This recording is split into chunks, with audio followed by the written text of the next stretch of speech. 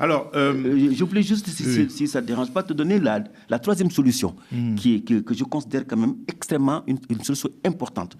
Lorsqu'on a présenté le plan Sénégal 2025, le secrétaire général du gouvernement, ancien directeur de la BCEAO, M. Lo, a répondu à une question d'un certain Iliman, qui est d'un think tank, de M. Iliman, qui est d'un think tank sénégalais.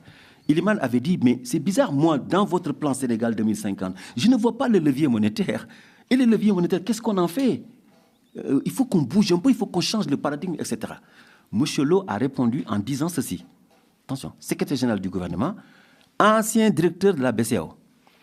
Il dit, je cite, nous sommes en train, la BCEAO est en train de modifier le CFA pour en faire un outil de développement. Vous avez bien entendu?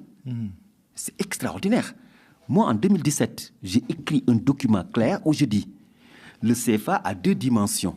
Sa première dimension, c'est que c'est son outil, l'outil. L'outil est bien géré par la BCEAO. Pourquoi? Parce que la BCEAO lutte contre l'inflation et essaie de gérer la stabilité financière. Donc l'outil est bien géré. Mais en dehors de l'outil, il y a le mode de fonctionnement du CFA. Et c'est ce mode de fonctionnement-là qu'il faut changer. M. Lo vient dire qu'on va faire du CFA un outil de développement. Mais c'est là où il faut surfer. On n'a plus de problème. Pour que le CFA soit un outil de développement, il faut faire le levier, il faut en faire un levier, faire en sorte que ce que je viens de dire sur le PIB, qu'on puisse prendre une partie pour rembourser le principal de la dette, et aussi faire la titrisation, comme tu dis. Donc c'est terminé. Il faut surfer sur ça. Or, M. Lo, quand même, en 2017, il nous a montré un visage de monétariste. Il est sorti à la télé, il a dit « la monnaie est un voile. Vous ne pouvez pas vous développer avec la monnaie ».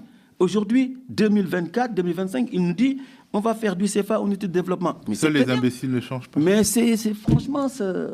Alors, Bassirou Diomaye Faye a annoncé un ambitieux projet numérique. Il veut que son pays soit